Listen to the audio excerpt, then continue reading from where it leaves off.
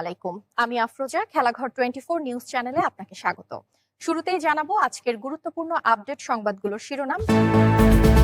কারাগারে বিক্রমপুরীকে মারধরের অভিযোগ, যা জানালো কারা কর্তৃপক্ষ। দাদা দাদির কবর জিয়ারতের মাধ্যমে নির্বাচনী কার্যক্রম শুরু রুমিন ফারহানার। হাদি হত্যার বিচার, দেশব্যাপী বিক্ষোভের ডাক ইনকিলাব মঞ্চের। জাতীয় স্মৃতিসৌধে যাবেন তারেক রহমান, 4 স্তরের নিরাপত্তা। পাটুরিয়া দৌলতদিয়ায় ফেরি চলাচল বন্ধ, মাঝ নদীতে আটকে 3 ফেরি। এতক্ষণ শুনলেন শিরোনাম, এবার আসি বিস্তারিত সংবাদে। তার আগে অনুরোধ রইল ভিডিওতে একটি লাইক দিয়ে চ্যানেলটি সাবস্ক্রাইব করুন এবং কমেন্টে জানিয়ে দিন আপনি কোন জায়গা বা কোন দেশ থেকে আমাদের এই সংবাদটি দেখছেন।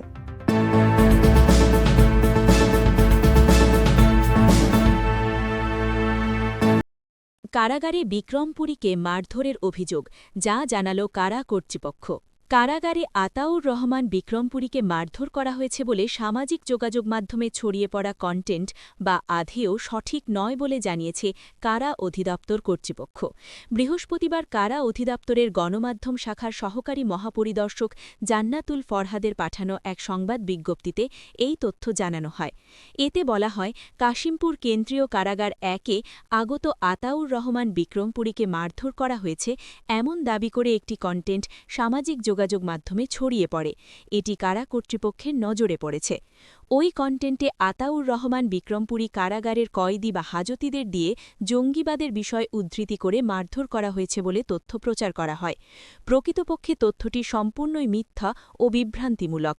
এই ধরনের কোনো ঘটনাই কারাগারে ঘটেনি উল্লেখ করে সংবাদ বিজ্ঞপ্তিতে বলা হয়, আতাউর রহমান বিক্রমপুরী কারাগারে নিরাপদ ও সুস্থ আছেন। একটি চক্র দেশে বিশৃঙ্খলা সৃষ্টির জন্য এ ধরনের অপপ্রচার ও বিভ্রান্তিমূলক প্রোপাগান্ডা চালাচ্ছে বলে কারা কর্তৃপক্ষ মনে করে। এ ধরনের বিভ্রান্তিমূলক ও অপপ্রচার থেকে সচেতন থাকতে সবাইকে অনুরোধ করা যাচ্ছে। 23 ডিসেম্বর রাতে নরসিংদী থেকে গ্রেপ্তার করা হয় আতাউর রহমান বিক্রমপুরীকে। তাকে গ্রেপ্তার করে ডিএমপির গোয়েন্দা শাখা ডিবি। গ্রেপ্তারের পর গাজীপুর মহানগর পুলিশের জিএমপির হাতে হস্তান্তর করা হয়। দাদা দাদির কবর জিয়ারতের মাধ্যমে নির্বাচনী কার্যক্রম শুরু।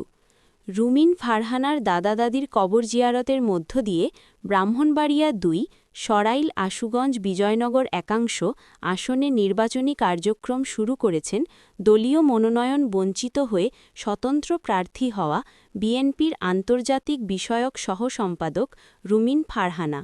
বৃহস্পতিবার 25 ডিসেম্বর বিকালে বিজয়নগর উপজেলার বুধন্তি ইউনিয়নের ইসলামপুর গ্রামে দাদা দাদির কবর জিয়ারত করে তিনি নির্বাচনী কার্যক্রম শুরু করেন। রুমিন ফারহানার দাদা দাদি ইসলামপুর গ্রামের বাসিন্দা হলেও তিনি সরাইল উপজেলার শাহবাজপুর গ্রামের বাসিন্দা। রুমিন ফারহানা গণমাধ্যমকে বলেন, আমি আজকে গ্রামের বাড়িতে দাদা দাদির কবর জিয়ারতের মধ্য দিয়ে নির্বাচনী কার্যক্রম শুরু করলাম। আমি 17 বছর অন্যায়ের বিরুদ্ধে যুদ্ধ করেছি। 17 বছর দেশের মানুষের অধিকারের পক্ষে লড়াই করেছি। আমি এলাকার এবং দেশের মানুষের দোয়া চাই। আমি নির্বাচন চালিয়ে যাব। রুমিন ফারহানা আরও বলেন, আমার এলাকার মানুষের প্রতি আহ্বান থাকবে, তারা ভোটের মাধ্যমে জবাব দেবে 17 বছর কারা তাদের পক্ষ হয়ে কথা বলেছে।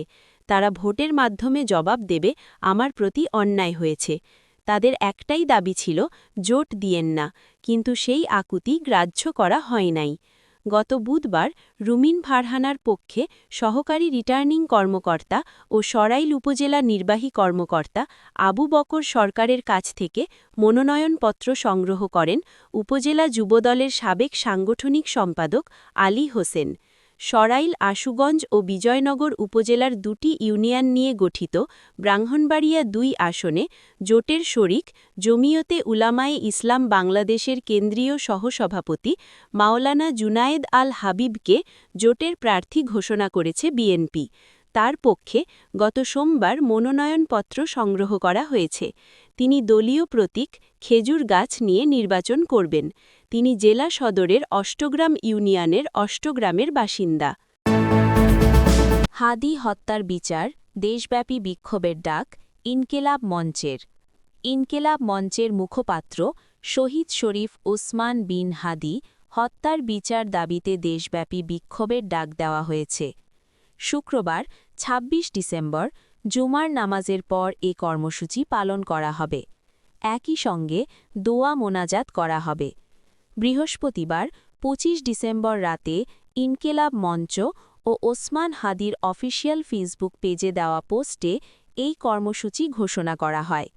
পোস্টে উল্লেখ করা হয়েছে, ভারতীয় আধিপত্যবাদ বিরোধী আন্দোলনের অগ্রসেনানী, ইনসাফের বাংলাদেশ গড়ার রূপকার শহীদ শরীফ ওসমান হাদি হত্যার বিচারের দাবিতে ও তার রুহের মাগফেরাত কামনায় শুক্রবার জুমার নামাজের পর সারা দেশে দোয়া মোনাজাত ও বিক্ষোভ মিছিল করা হবে।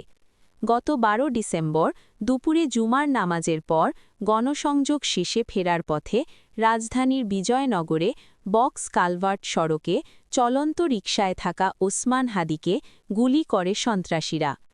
উন্নত চিকিৎসার জন্য ওসমান হাদিকে সিঙ্গাপুরে পাঠিয়েছিল অন্তর্বর্তী সরকার, তবে তাকে বাঁচানো যায়নি। গত ১৮ ডিসেম্বর সিঙ্গাপুরে চিকিৎসাধীন অবস্থায় তার মৃত্যু হয়। জাতীয় স্মৃতিসৌধে যাবেন তারেক রহমান, ৪ স্তরের নিরাপত্তা। শুক্রবার ২৬ ডিসেম্বর বাদ জুমা সাভারের জাতীয় স্মৃতিসৌধে জাতির বীর সন্তানদের প্রতি শ্রদ্ধা নিবেদন করবেন বিএনপির ভারপ্রাপ্ত চেয়ারম্যান তারেক রহমান। এ নিয়ে জাতীয় স্মৃতিসৌধ ও তার আশপাশের এলাকায় আইন-শৃঙ্খলা পরিস্থিতি জোরদার করা হয়েছে। নেওয়া হয়েছে ৪ স্তরের নিরাপত্তা ব্যবস্থা।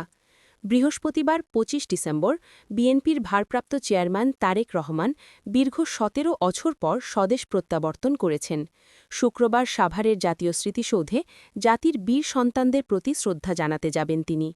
এ নিয়ে সাভার আশুলিয়ার বিএনপির নেতাকর্মীরা ব্যাপক প্রস্তুতি নিয়েছেন। দলীয় সূত্রে জানা গেছে, শুক্রবার জুমার নামাজের পর তারেক রহমান বাসভবন থেকে প্রথমে রাজধানীর শেরেবাংলা নগরে বাবা শহীদ প্রেসিডেন্ট জিয়াউর রহমানের কবর জিয়ারত করবেন। সেখান থেকে সাভারের জাতীয় স্মৃতিসৌধে গিয়ে শহীদদের প্রতি শ্রদ্ধা জানাবেন। ঢাকা জেলার অতিরিক্ত police super traffic, crime and ops Arafatul Islam বলেন, বিএনপির ভারপ্রাপ্ত চেয়ারম্যান শুক্রবার সাভারের জাতীয় স্মৃতিসৌধে আসবেন। সে কারণে নিরাপত্তা ব্যবস্থা জোরদার করা হয়েছে। এছাড়াও ৪ স্তরের নিরাপত্তা ব্যবস্থা গ্রহণ করা হয়েছে। পাটুরিয়া দৌলতদিয়ায় ফেরি চলাচল বন্ধ। মাঝ নদীতে আটকে ৩ ফেরি। ঘন কুয়াশার কারণে পাটুরিয়া দৌলতদিয়ায় ফেরি চলাচল সম্পূর্ণ বন্ধ হয়ে গেছে। বৃহস্পতিবার দিবাগত রাত ১২টা থেকে দুর্ঘটনার ঝুঁকি এড়াতে সাময়িকভাবে সব ধরনের ফেরি সার্ভিস স্থগিত রাখা হয়। কুয়াশার ঘনত্ব এতটাই বেশি ছিল যে ফেরির ব্রিজ থেকে আশপাশের কোনো নৌযান বা তীরভূমি স্পষ্ট দেখা যাচ্ছিল না। ফলে যাত্রী ও যানবাহনের নিরাপত্তা নিশ্চিত করতেই এই সিদ্ধান্ত নেওয়া হয় বলে জানিয়েছে কর্তৃপক্ষ। ফেরি চলাচল বন্ধ থাকায় মাঝ পদ্মা নদীতে যানবাহন বোঝাই অবস্থায় নোঙর করে আছে রোরো ফেরি শাহ পরান, রোরো ফেরি গোলাম মাওলা ও ফেরি বাইগার। এদিকে পাটুরিয়া ও দৌলতদিয়া ঘাটের বিভিন্ন পয়েন্টে একাধিক ফেরি আটকে রয়েছে। বাংলাদেশ নৌ পরিবহন কর্পোরেশন বিআইডব্লিউটিসি আরিচা এরিয়া অফিসের উপমহাব্যবস্থাপক ডিজিএম আব্দুস সালাম বলেন, দুর্ঘটনার আশঙ্কা থাকায় ফেরি মাস্টারদের সিদ্ধান্ত অনুযায়ী সাময়িকভাবে ফেরি চলাচল বন্ধ রাখা হয়েছে। কুয়াশা কমে দৃশ্যমানতা স্বাভাবিক হলে দ্রুত সার্ভিস চালু করা হবে। ফেরি চলাচল বন্ধ থাকায় ঢাকা থেকে দক্ষিণ ও পশ্চিমাঞ্চলের বিভিন্ন জেলার সঙ্গে পাটুরিয়া ঘাট হয়ে সড়ক যোগাযোগ কার্যত অচল হয়ে পড়েছে। ঘাট এলাকায় পণ্যবাহী ট্রাকসহ বিভিন্ন ধরনের যানবাহনের দীর্ঘ সারি তৈরি হয়েছে। ভোগান্তিতে পড়েছেন যাত্রী ও চালকরা। বিআইডব্লিউটিসি কর্তৃপক্ষ জানায়, এটি প্রাকৃতিক কারণে সৃষ্ট সাময়িক পরিস্থিতি। আবহাওয়া অনুকূলে এলেই ফেরি সার্ভিস পুনরায় চালু করা হবে।